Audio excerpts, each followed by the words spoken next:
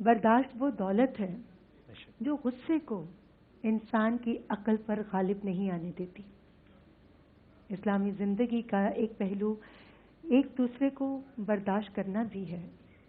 کئی مرتبہ ایسا بھی ہوتا ہے کہ ہمیں کسی کی بات ناگوار گزر جاتی ہے تو ہمارا جی چاہتا ہے کہ ہم اپنی ناگواری کا اس پر اسی وقت اظہار کر دیں, اپنا غصہ اس پر نکال دیں. رسول اکرم صلی اللہ علیہ وسلم نے ارشاد فرمایا, طاقتور وہ نہیں جو کسی دوسرے کو پچھاڑ دے, بلکہ اصل طاقتور وہ ہے جو غصے کے وقت خود پر قابو پا لے. آج ہم اپنے پروگرام میں بات کریں گے برداشت اور احترام کی. میرے ساتھ موجود ہیں مفتی نور رحمانی صاحب, سید مفتی نور رحمانی صاحب, جو کسی تعریف کے محتاج نہیں, بہت خوبصورتی سے گفتگو کرتے ہیں, رہنمائی فرماتے ہیں. بہت بہت شکریہ. ان کے ساتھ ہیں سید علامہ جواد حسین آبدی صاحب, نوجوان نسل کے بہت ہی خوبصورت عالم, اپنی بات کے ذریعے ان کے دلوں میں اپنا مقام بنا چکے ہیں اور ان کی بات کا ان پر اثر بھی ہوتا ہے.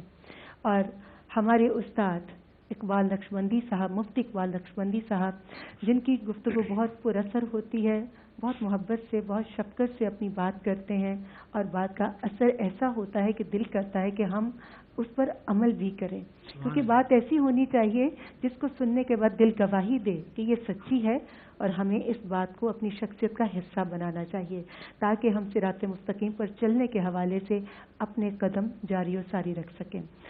مفتی صاحب, آپ سے آغاز کروں یا میں اقبال نقشبندی صاحب؟ استاد کہا تو جی, بڑوں سے آغاز کرتے ہیں.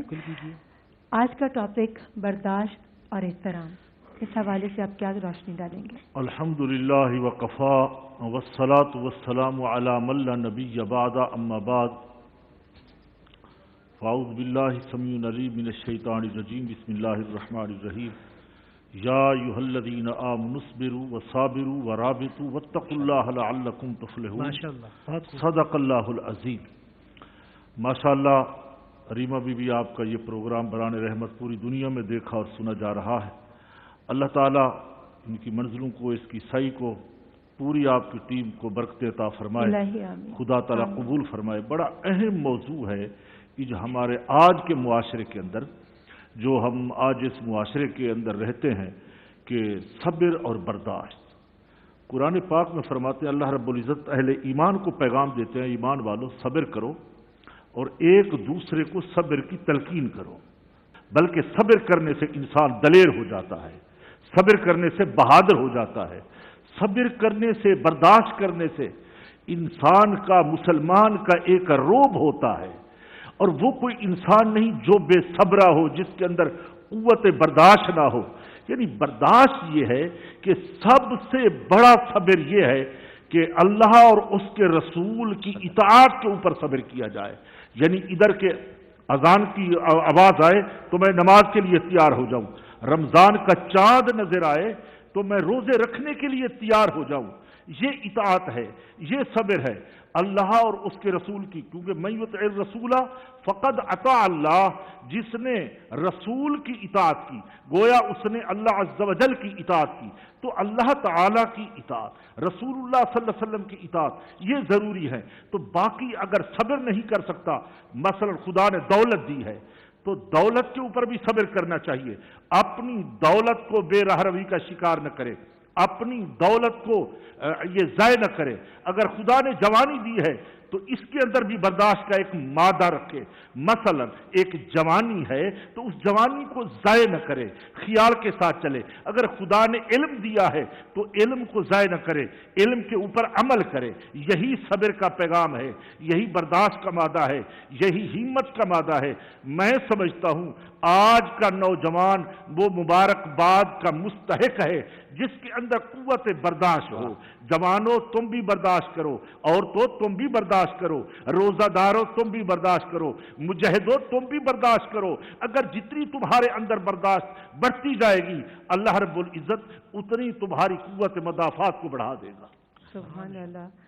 بہت ہی خوبصورتی سے مفتی صاحب نے آغاز گفتگو کیا اور روشنی ڈالی اطاعت اور برداشت پر. جی علامہ سید حسین آبدی صاحب. بسم اللہ الرحمن الرحیم. یقیناً ہمارے معاشرے کے اندر جو انتشار اور جو ایک کھچاؤ تنا کی کیفیت ہے، اس میں سب سے بڑا جو عنصر ہے نا وہ عدم برداشت ہے. اور جو ہمارے اندر ٹالرنس لیول ختم ہوتا جا رہا ہے، میں سمجھتا ہوں رمضان کا مہینہ اس لیول کو دوبارہ سے یوں کہیے کہ ریبلڈ کرنے کے لیے بہت ضروری ہے. خطبہ شعبانیہ کا بار بار حوالہ ہر سال اس کے کچھ فقرے ہم پڑھتے ہیں. اس خطبے میں، طویل خطبے میں، اللہ کے رسول نے رمضان میں کرنے کے جو کام بتایا اس کے حضور نے فرمایا تصدقوا علی فقرائکم، اپنے فقراء پہ صدقہ کیا کرو. پھر فرمایا وقروا کبارکم وارحموا صغارکم، اپنے بڑوں کا وقار کرو، عزت کرو، چھوٹوں کے ساتھ رحم کرو. اسی طریقے سے ایک حدیث میں امام جعفر صادق فرماتے ہیں کفا بالحلم ناصرا، تمہاری مدد کرنے کے لیے، تمہارے مددگار ہونے کے لیے حلم کافی ہے. حلم یعنی ایک وہ کیفیت کہ انسان غصے کو پی جائے. علماء نے لکھا قزم غیظ بھی غصہ پینے کو کہتے ہیں، حلم بھی غصہ پینے کو کہتے ہیں. لیکن لغت کا ایک باریک سفر لغویوں نے بیان کیا، وہ کہتے ہیں کہ حلم اس کیفیت کو کہتے ہیں کہ انسان غصہ پی بھی رہا ہو مگر اس کے باڈی لینگویج سے ظاہر بھی نہ ہو رہا ہو کہ غصہ پی رہا ہے. اور یقیناً یہ جو رتبہ ہے، یقیناً یہ اولیاء اللہ کا رتبہ ہے کہ وہ اپنے غضب کو اس طرح پیتے تھے کہ ان کے وجود مبارک سے، ان کے چہروں سے بھی غصہ ظاہر نہیں ہوتا تھا، وہ اپنے غصے کو. اسی طرح حدیث میں الحلم تطفئ نار الغضب، حلم کرنا، غصے کو پی جانا، صبر کرنا، برداشت کرنا، یہ اللہ سبحانہ و تعالیٰ کے غضب کی آگ کو بجھاتا ہے. چنانچہ میں اگر اپنے گناہوں کی طرف نگاہ کرتا ہوں اور میں جب اپنے معاملات سوچتا ہوں کہ میرا رب اگر مجھے جہنم کے حوالے کر دے گا تو میرا حال کیا ہوگا، مجھے یہ سوچنا چاہیے کہ اگر میرے ماتحت کے ساتھ جو میری کولیگز ہیں، جو میرے نیچے کام کرتے ہیں، جو جن کا میں ہیڈ ہوں، جن کو لیڈ کرتا ہوں، اور رمضان میں سب سے کامن مسئلہ یہ آ رہا ہوتا ہے کہ وہ غصہ ہو گیا جناب، روزہ لگ رہا ہے، یہ کیسے ہو سکتا ہے؟ جبکہ ہونا یہ چاہیے کہ انسان اپنے آپ کو کوشش کرے. اسی طرح ایک حدیث میں مولا متقیان فرماتے ہیں الحلم تکسر الانصار علیہ، غصے کو پی جانا، ضبط کرنا، یہ تمہارے مددگار بڑھاتا ہے. جب آپ غصے کو پینے والے ہوں گے، پھر آپ پر اگر کوئی غلط الزام لگائے گا، آپ پر کوئی غلط ہاتھ اٹھائے گا، تو 10 لوگ آپ کے محافظ بن کے نکل آئیں گے کہ نہیں، ہم نے تو کبھی سے لڑتے جھگڑتے دیکھا، یہ غصے کو پینے والا ہے. تو خلاصہ کلام یہ ہے کہ رمضان مبارک کا مہینہ چونکہ تمرین کا مہینہ ہے، پریکٹس کا مہینہ ہے، اس ایک مہینے میں اللہ سبحانہ و تعالیٰ نے ہمیں پریکٹس کروائی ہے، حلال چیزوں سے روکا ہے، ہمیں جو ہے جناب کھانے پینے سے روکا، اور دیگر جائز کاموں سے روک کر اللہ سبحانہ و تعالیٰ دراصل ہمیں ناجائز کاموں سے روکنے کی پریکٹس کرانا چاہتا ہے کہ جب تم میرے حکم پر صبح سے لے کے شام تک، روزے کے وقت تک جائز چیزوں سے رکے ہوئے ہو، تو غصہ اور اس طرح کی چیزیں جو ویسے اپنے مقام پہ ناجائز ہیں، اس سے بچنے کی ہمیں کوشش کرنا چاہیے. میں سمجھتا ہوں آخری جملہ کہ اگر کوئی شخص چاہتا ہو اللہ کے عذاب سے بچے، اللہ کی مخلوق پر رحم کرنا سیکھے، غصے کو پینے کی عادت ڈالے، انشاءاللہ اللہ سبحانہ و تعالیٰ اپنے غضب کو بھی ختم فرمائے گا. بہت بہت شکریہ، بہت خوبصورت طریقے سے علامہ صاحب نے روشنی ڈالی. جی مفتی نور رحمانی صاحب. نحمد و نصلی علی رسولہ الکریم، اما بعد، فاعوذ باللہ من الشیطان الرجیم، بسم اللہ الرحمن الرحیم. والکاظمین الغیظ والعافین عن الناس واللہ یحب المحسنین. صدق اللہ العظیم و صدق رسولہ النبی الکریم. تمام تعریفیں اللہ سبحانہ و تعالیٰ کے لیے، اور درود و سلام اللہ کے رسول، ہم سب کے آقا، ہم سب کے مولا تاجدار مدینہ حضور محمد رسول اللہ صلی اللہ علیہ وآلہ وسلم. قرآن مجید فرقان حمید میں اللہ ارشاد فرماتے ہیں والکاظمین الغیظ، غصے کو پی جانے والے، والعافین عن الناس، لوگوں کو معاف کر دینے والے، واللہ یحب المحسنین، اللہ تعالیٰ ایسے احسان فرمانے والوں سے اللہ محبت کرتا ہے. یاد رکھیے گا جو غصہ ختم کر دیتا ہے اپنی زندگی سے، وہ اللہ کے قریب ہے، رسول اللہ کے قریب ہے. اور وہ شخص جو سخت گو ہے، جو صبر نہیں کرتا، تحمل سے کام نہیں لیتا، ہر کسی سے بات کرتے ہوئے الفاظوں کا چناؤ اس طرح کرتا ہے کہ دل زخمی ہو جاتے ہیں، ٹوٹ جاتے ہیں. اس کے بارے میں نبی پاک نے فرمایا کیا ہے؟ لا يدخل الجنہ جواز. اللہ کے نبی نے فرمایا، میں محمد کہتا ہوں وہ جنت میں داخل نہیں ہوگا. آج ہر کوئی شخص، بہت معذرت کے ساتھ، جب ہم یہ ایک بلا کو اٹھاتے ہیں فیس بک، یوٹیوب اور دوسرے اپلیکیشنز پہ، ہم جج بن جاتے ہیں، ہم اعتراض کر رہے ہوتے ہیں. ہمیں کسی کی کوئی بات نظر آتی ہے، او بھائی سمجھو اس بات کو، کبھی کبھی دیکھنے کا انداز غلط ہو جاتا ہے، وہ کچھ کر رہا ہوتا ہے، ہمیں سمجھ کچھ آتا ہے، ہمارا دماغ کچھ ہوتا ہے اور ہم جج بن جاتے ہیں. یاد رکھیے گا حساب لینے والا صرف اللہ ہے. ہمارا کام معاف کرنا ہے، ہمارا کام رحم کرنا ہے. ہم رحم کریں گے تو ہم پر رحم کیا جائے گا، ہم معاف کریں گے تو ہم پر اللہ تعالیٰ وہ صفات عطا فرمائے گا، اللہ ہمارے لیے غفور رحیم بنے گا. آج کے دن مجھے کرنا کیا ہے؟ مجھے یہ دیکھنا ہے کہ میرے الفاظ ہوتے کس طرح ہے. مجھے بہت زیادہ غصہ آتا ہے تو مجھے اپنے نبی کے انداز کو اپنانا ہے. نبی پاک صلی اللہ علیہ وآلہ وسلم کیا کرتے ہیں، ایک شخص آیا نوجوان اور حضور سے کہنے لگا یا رسول اللہ ایو نسیہ، آپ نے مسکرا کر دیکھا، فرمایا لا تغضب۔ اس نے پھر پوچھا یا رسول اللہ ایو نسیہ، آپ نے دیکھا، فرمایا لا تغضب۔ پھر پوچھا یا رسول اللہ ایو نسیہ، آپ فرمایا لا تغضب، غصہ مت کیا کرو۔ یہ نبی علیہ السلام کا انداز ہے۔ اچھا حضور نے فرمایا غصہ شیطان کی طرف سے، غصہ شیطان کی طرف سے، تو اس کا اپوزٹ کیا ہوا؟ معاف کرنے والا رحمان کی طرف ہے۔ تو جو معاف کرتا ہے وہ رحمان کی طرف ہے، وہ اللہ والا ہے، اور جو غصہ کرتا ہے بہت زیادہ اپنے الفاظوں کے دلوں کو توڑتا ہے، اللہ سبحانہ و تعالیٰ اس سے ناراض ہو جاتا ہے۔ اچھا غصہ ختم کرنے کا میں آپ کو ایک وظیفہ بتاتا ہوں آج۔ وہ وظیفہ یہ کہ آپ کی زبان سے نبی پاک کا نام ہو، آپ رحمت للعالمین کا نام لیتے رہیں گے، غصہ ختم ہوتا جائے گا۔ آپ نبی علیہ السلام کا نام لیتے رہیں گے، وہ انوائرمنٹ جو ہے وہ پازیٹیو ہوتی رہے گی۔ آپ نبی کا نام لیتے رہیں گے، آپ کی زبان سے گندے الفاظ نکلنا بند ہو جائیں گے۔ یہ کیسے ہو سکتا ہے؟ جو محمد کا نام لے اس کی زبان گندی ہو۔ تو آپ جتنا درود مصطفیٰ صلی اللہ علیہ وآلہ وسلم پڑھیں گے، آپ کے دوست رہیں گے۔ ہم اکثر ایک جملہ ہوتا ہے، یار میرے دوست بھی دشمن بنتے جا رہے ہیں۔ وہ دشمن بنتے نہیں ہے، یہ زبان دشمن بناتی ہے۔ تو جب اس زبان سے آپ اللہ کا نام، رسول اللہ کا نام لیں گے تو یہ زبان دلوں کو جوڑ دے گی، نرم کر دے گی، اور آپ کے رویے سے کسی کی دل آزاری نہیں ہوگی، بلکہ آپ کے رویے سے لوگوں کے دل جیت جائیں گے۔ لوگ کہیں گے، پیٹھ پیچھے کہیں گے یار وہ ہوتا ہے، تو محفل باغ باغ ہو جاتی ہے۔ اس کی وجہ سے ایک روحانیت اور نورانیت ہوتی ہے۔ جزاک اللہ، ماشاء اللہ ماشاء اللہ ماشاء اللہ، بہت ہی خوبصورت گفتگو اور بہت خوبصورتی سے آپ نے روشنی ڈالی برداشت اور احترام پر۔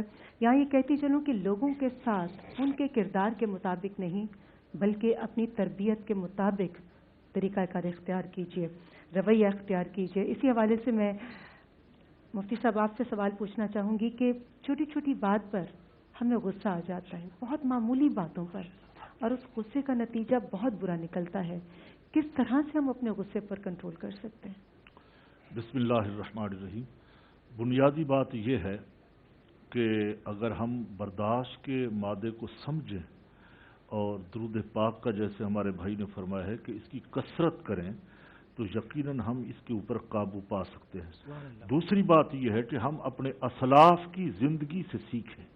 امام زین العابدین کے بارے میں آتا ہے، ان کی ایک لونڈی پانی لا رہی تھی تو پانی ہاتھ سے گر گیا، تو آپ کے کپڑوں پہ وہ پانی گیا تو آپ نے غضب کی نگاہ سے ان کو دیکھا، یعنی ناراضگی کا اظہار کیا یا نہیں بھی کیا تو خالی نظروں سے دیکھا، تو اس لونڈی نے، اس بی بی نے فوراً قرآن کی آیت پڑھی وَالْقَاظِمِينَ الْغَيْظَ وَالْعَافِينَ عَنِ النَّاسِ۔ تو آپ نے فرمایا کہ میں نے تمہیں معاف کر دیا ہے، میں اپنے غصے کو پی گیا ہوں۔ پھر اس نے آیت پڑھی وَاللَّهُ يُحِبُّ الْمُحْسِنِينَ، کہ غصے کو پینے والے اللہ کے دوست ہوتے ہیں۔ امام نے فرمایا کہ میں نے آپ کو آزاد کر دیا ہے، میں نے آپ کو معاف بھی کیا، آزاد بھی کیا۔ اب اگر ہم یہ ساری باتیں سیکھیں اپنے اسلاف کی زندگی سے تو یقیناً ہم اپنے غصے کے اوپر بھی قابو پا سکتے ہیں، اور یہ جو برداشت ہے یہ بھی کر سکتے ہیں، ادب اور احترام بھی سیکھ سکتے ہیں۔ جس کے اندر ادب اور احترام ہوگا یقیناً وہ برداشت کر پائے گا، جس کے پاس ادب اور احترام نہیں ہوگا وہ ہر کسی کے ساتھ، ماں باپ کے ساتھ لڑے گا، پڑوسیوں کے ساتھ لڑے گا، ہر جگہ لڑائی ہوگی، ایک فساد ہوگا، وہ فساد بڑھتا بڑھتا فساد فی الارض بڑھ جائے گا۔ تو میں سمجھتا ہوں کہ ہمیں اپنے اسلاف کی زندگی سے سیکھنا چاہیے اور بڑوں کا ادب کرنا چاہیے۔ ہمارا اسلام تو یہ کہتا ہے کہ مرد انسان تو انسان، وہ پتھر جس پر اللہ کے پیغمبر چلے ہیں حضرت ابراہیم علیہ السلام، ان کا بھی ادب کرنا ہے، مقام ابراہیم و مصلی وعہدنا الی ابراہیم و اسماعیل۔ اور نبی کریم صلی اللہ علیہ وسلم جس زمین کے اندر چلتے رہے، حضور فرماتے ما بین بیتی و منبری روضۃ من ریاض الجنہ، وہ حصہ جنت کے باغوں میں سے ایک باغ بن گیا ہے۔ تو اس کا بھی آج ہم ادب اور احترام کرتے ہیں۔ جو ادب والا ہے اس کے پاس غصے کی بیماری نہیں ہے، جو بے ادب ہے اس کے پاس تمام بیماریاں موجود ہیں۔ بہت خوبصورت بات آپ نے کی۔ علامہ صاحب میں آپ سے پوچھنا چاہوں گی کہ صبر کا گھونٹ دوسروں کو پلانا آسان ہے مگر اس کا ایک ایک قطرہ خود پینا بہت مشکل ہے۔ اس دوران اگر کسی کی کوئی چپتی ہوئی بات آپ کو بہت گراں گزرے، بہت ناگوار گزرے، اس پر کیسے اس بات کو برداشت کیا جائے، کیسے صبر کیا جائے؟ بسم اللہ الرحمن الرحیم. اس سلسلے میں ایک اور قول میرے پیش نظر ہے. مولانا متقیان فرماتے ہیں لا حلم کالصبر والصمت، خاموشی اور صبر سے بڑا کوئی حلم نہیں ہے. دیکھیے غصے میں ہوتا کیا ہے، سامنے والے نے شیر کہا، آپ نے سوا شیر کہا، بات جھگڑے تک پہنچی، ہاتھ اٹھا، خونریزی ہو گئی، نتیجہ جو ہے قتل و غارت تک پہنچا. اگر آپ نے پہلے دروازے کو بند کر دیا نا، لا حلم کالصبر والصمت، جیسے ہی کسی نے آپ کے ساتھ کوئی زیادتی کی، کوئی جملہ کہا، زیادتی فقط مارنا نہیں ہاتھ سے، زیادتی کوئی غلط جملہ کہہ دینا ہے، کسی کے لیے منفی بات اڑا دینا ہے. مولا فرماتے ہیں پہلے دروازہ بند کر دو، لا حلم کالصبر والصمت. آپ خاموش ہو جاؤ، پہلی بات تو اس کو یہی پڑ جائے گی کہ یہ تو مجھے کسی کھاتے میں نہیں لا رہا ہے، یہ تو مجھے کوئی لفٹ ہی نہیں کرا رہا ہے. بات کب بڑھتی ہے کہ میں شیر ہونے کی کوشش کرتا ہوں، میں کوشش کرتا ہوں کہ اس نے یہاں سے کیا، میں ذرا اس سے اور اوپر سے جا کے اس کو کاؤنٹر کروں. لا حلم کالصبر والصمت. ایک مقام پہ فرماتے ہیں کمال العلم الحلم، علم کا جو کمال ہوتا ہے نا، انتہا ہوتی ہے، وہ خاموشی ہے. حدیث میں جو جتنا بڑا عالم ہوگا وہ اتنا کم گو ہوگا. اب یہاں کم گو سے مراد ظاہر سی بات یہی ہے کہ ضرورت کے وقت بولنے کو تو بہرحال اجازت شریعت نے دی ہے. جو بلا وجہ کی گفتگو، اخلاقیات میں علماء نے لکھا جتنا سوال ہو اتنا جواب ہو. آپ دیکھ لیجئے اگر سوال اتنا سا آپ نے لمبی داستان شروع کر دی پیچھے، یہ کہا جائے گا یہ ابھی کم گو ہے، نابالغ ہے. فرمایا کمال العلم الحلم، فرمایا کمال الحلم کثرت الاحتمال والقزم. اور حلم کا کمال یہ ہے کہ کثرت کے ساتھ غصے کو پی جانے والا، لوگوں کو معاف کر دینے والا. جب یہ وجود ہو جائے، اور یہی وجود ہمیں انبیاء کرام علیہ السلام کی سیرت میں نظر آتا ہے. رسول اکرم صلی اللہ علیہ وآلہ وسلم اس حقدار تھے کہ اگر ان کے ساتھ کوئی زیادتی کرے تو آپ اشارہ کریں اور وہ برباد ہو جائے. لیکن چونکہ آپ رحمت للعالمین تھے، آپ نے قزم غیظ کے ذریعے امت کو تربیت دی. آج ہمیں بھی کوشش کرنی ہے کہ کردار محمد والے محمد کے ذریعے ہم امت کے اندر اصلاح کی بات کرنے کی کوشش کریں. اگر کسی نے ہمارا دل دکھایا ہو اور بہت برے طریقے سے دکھایا ہو تو اس کو ہم بدلے میں کیسے عزت دیں، جبکہ دل میں اس کے لیے صفائی نہیں ہے، دل صاف نہیں ہے کہ اس شخص نے بہت تکلیف پہنچائی ہے، تو کیسے، اس کا کیا جواب دیں گے آپ علم کی روشنی میں؟ بسم اللہ الرحمن الرحیم. ذہن میں رکھیے گا صبر اور چیز ہے اور برداشت اور چیز ہے. برداشت آپ کر رہے ہیں، آپ حالات سے مجبور ہو کر رکے ہوئے ہیں، مگر صبر آپ اللہ اور اس کے رسول کی محبت میں کر رہے ہیں. جب آپ صبر اللہ اس کے رسول کی محبت سے کر رہے ہیں تو سامنے والے نے کیا کیا آپ کو اس کی پرواہ نہیں ہوتی، پرواہ اللہ کے رسول کی ہوتی ہے کہ محمد رسول اللہ صلی اللہ علیہ وآلہ وسلم کا انداز کیا. اور پھر یہ حدیث ذہن میں گزر رہی ہوتی ہے، ما یحرم الرفق یحرم الخیر. جو نرمی سے چلا گیا، جس کی زندگی سے نرمی دور ہو گئی، وہ خیر سے دور ہو گیا. اور مجھے تو ذہن میں بحث مسلمان یہ ذہن میں رکھنا چاہیے کہ نرمی، محبت، پیار، خلوص، یہ اللہ سبحانہ و تعالیٰ نے اپنے انبیاء کی صفات میں رکھا ہے. اگر میں ان صفات کو اپناؤں گا تو میں اللہ کے انبیاء کی صفات کے ساتھ ہوں. آپ کے ساتھ کس نے کیا برا کیا ہو؟ ایک چھوٹا سا واقعہ نا کہ امام زین العابدین نماز پڑھنے میں، کئی مرتبہ اس پروگرام میں، دنیا کے ہر پروگرام میں، دنیا کے ہر شہر میں بتا چکا ہوں کہ نماز پڑھنے ابن زیاد وہ ملعون شخص تھا کہ جس نے خاندان رسالت پر پانی بند کیا تھا. آپ نماز پڑھ رہے تھے، خیمے کے پیچھے سے وہ دوڑاتا ہوا آیا گھوڑا اور پیاسا، العطش العطش العطش، میں پیاسا ہوں میں پیاسا ہوں. آپ نے سلام پھیرا، آپ گئے، آپ نے کٹورے میں سے پانی اس کو دیا، پیا، اگین پھر پیا، ثلاثہ مرہ، تیسری مرتبہ پیا، چوتھی مرتبہ سر اٹھایا اور کہا کہ آپ مجھے جانتے ہیں، منانا آپ جانتے ہیں میں کون ہوں؟ اس فرمایا میں تمہیں کیسے بھول سکتا ہوں. فرمایا وہ تمہارا ظرف تھا، یہ آل محمد کا ظرف ہے. اگر مجھے نبی سے محبت ہے، آل نبی سے محبت ہے، صحابہ اکرام رضی اللہ تعالیٰ سے محبت ہے، تو مجھے اپنے ظرف کو بڑھانا ہوگا. میں جتنے اپنے ظرف کو بڑھاؤں گا، میں اللہ کے بھی قریب ہوں گا، میں رسول اللہ کے بھی قریب ہوں گا، میں لوگوں کو بھی قریب ہوں گا. ایک چھوٹا سا میسج، 2 بکس ہوتی ہیں، میرے والد نے مجھے کہا تھا، ایک انسان کی گڈ بک ہوتی ہے، ایک بیڈ بک ہوتی ہے. آپ کوشش کریں ہمیشہ ہر انسان کی اچھی بک میں رہیں. آپ دوست نہیں بنا سکتے تو دشمن نہ بنائیں. بہت خوبصورت طریقے سے آپ نے ہماری رہنمائی فرمائی. علامہ صاحب میں آپ سے پوچھنا چاہوں گی کہ کچھ لوگ عزت دینے کا دکھاوا کرتے ہیں لیکن ان کے دل حسد سے، بغض سے بھرے ہوتے ہیں، ایسے لوگوں کے لیے کیا حکم ہے؟ بسم اللہ الرحمن الرحیم. یہ تو خود ایک قسم کی ایک مستقل اخلاقی بیماری ہے، اور اسے منافقت سے تعبیر کہیں، دکھاوا کہیں، ریاکاری کہیں، کسی حوالے سے نام دے سکتے. کوشش ہی کرنا چاہیے جس سے ہم رابطہ رکھ رہے ہیں، ملاقات کر رہے ہیں، ہم اس کے ساتھ جو ہے وہ حقیقت سے ملیں، حقیقت قلب کے ساتھ ملیں. جو ہمارا باطن ہو وہی ہمارا ظاہر ہو. مطلب پرستی کی ملاقاتیں نہ ہوں، مطلب پرستی کا اس کے ساتھ ملنا جلنا اور نشست و برخاست نہ ہو. اور یہ صفت اسی وقت پیدا ہو سکتی ہے کہ جب اپنے قلب سے آدمی ان غلاظتوں کو ختم کرے گا. حلم پہ ہمارا بڑا خوبصورت عنوان چل رہا ہے. ایک حدیث پیغمبر گرامی کی میں پڑھ رہا تھا، کاد الحلیم ان یکون نبیا، حضور فرماتے ہیں کہ قریب ہے کہ حلیم بردبار جو ہے نبی ہو، لیکن چونکہ نبوت کا ختم نبوت کا تاج رسول اللہ کے سر پہ سجا دیا گیا ہے، اس کا مطلب حدیث کا یہ ہوا کہ جتنے انبیاء گزرے ہیں وہ سب کے سب حلیم تھے، اپنے غضب کو پی جانے والے تھے، اپنی قوم کے لیے وقت آخر تک بد دعا نہیں فرماتے تھے۔ اسی طریقے سے ایک روایت میں الحلم حجاب من الآفات، حلم جو ہوتا ہے نا غصے کا پی جانا، یہ آفات اور مصیبتوں کے درمیان پردہ ہوتا ہے۔ اسی طریقے سے روایت میں آیا کہ لا یکون الرجل عابدا الا ان یکون حلیما، آدمی جتنے چاہے عبادتیں کر لے، سجدے کر لے، بہت بڑا نمازی ہو، معصوم فرماتے ہیں اس وقت تک وہ عابد نہیں ہو سکتا، اللہ کے یہاں عبادت گزار نہیں ہو سکتا جب تک حلیم نہ ہو۔ ان تمام قرآنی آیات اور اقوال کی روشنی میں ایک ہی پیغام ہمارے سامنے نکل کر آیا، وہ یہ ہے کہ انسان کوشش کرے۔ امام راغب اصفہانی کا میں پڑھ رہا تھا، انہوں نے لکھا کہ حلم کا معنی کیا ہے، فرماتے ہیں ضبط نفس عند حیجان النفس، اپنے نفس کو غصے کے وقت روک لینے کا نام ہی تو صبر ہے۔ صبر آدمی کرتا ہی، اچھی چیز پہ صبر کون کرتا ہے؟ مصیبت اور صبر، جیسے مفتی صاحب بیان فرما رہے تھے کہ صبر ہوتا ہی اللہ اور اس کے رسول کے راستے میں، تو کوشش ہی کرنی چاہیے۔ اس رمضان کے مہینے میں ویسی صبر کا درس ہے۔ ابھی آتے ہوئے ہم گاڑی میں دیکھ رہے تھے، ایسی بھاگا دوڑی، مجھے پتہ نہیں فیشن بن گیا ہے 5-6 بجے ایک ایسا روزے کا بلا وجہ اپنے اوپر طاری کر لینا، روزہ تو درس ہی ہمیں صبر کا دیتا ہے۔ کوشش کرنی چاہیے کہ اللہ کی مخلوق پر رحم کرے۔ غصہ، غضب، کینہ، منافقت، حسد، بغض، ان تمام بیماری سے بچے کہ یہ اخلاقی کینسر ہے جسے لگ جائے، اس کا کوئی علاج نہیں ہے۔ اس مہینے سے ہمیں حلم کی، غضب کو پی جانے کی کوشش اور پریکٹس کرتے رہنا چاہیے۔ آمین صبح آمین۔ مفتی صاحب میں آپ سے پوچھنا چاہوں گی، عموماً بڑے کہتے ہیں کہ ہماری عزت کرو، کیا بڑوں کو بھی چھوٹوں کی عزت نفس کا خیال رکھنا چاہیے، احترام کرنا چاہیے؟ بسم اللہ الرحمن الرحیم، بالکل رکھنا ہی چاہیے، اسی میں بھلائی ہوتا ہے۔ کوئی برائی کا جواب برائی سے تو نہیں دیا جائے گا، بھلائی سے۔ جب ہم چھوٹوں پر شفقت کریں گے، پیار کریں گے، تو وہ ہم سے سیکھیں گے۔ چھوٹے مثلا ہماری گھر کی فیملی کے بچے ہیں، ہمارے محلے کے بچے ہیں، ارد گرد کے بچے ہیں، جہاں بھی کہیں ہیں، ہم ان کے ساتھ شفقت اور محبت سے پیش آئیں گے، ان کے ساتھ ادب سے بات کریں گے، آپ جناب سے بات کریں گے، ابے تبے سے گفتگو نہ کریں، تو تڑاک سے گفتگو نہ کریں، بلکہ انہیں میسج دیں کہ آپ جناب سے۔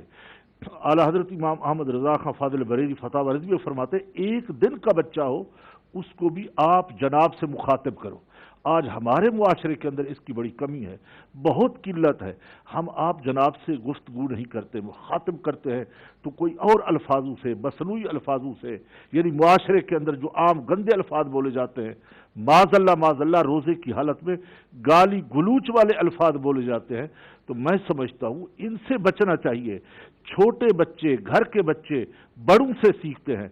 سب سے پہلے محاسبہ جو گھر کے بڑے ہیں وہ اپنا خود کریں، اپنے نفس کا محاسبہ کریں، اپنی ذات کا محاسبہ کریں، اپنے لباس کا، اپنے وضع قطع کا محاسبہ کریں۔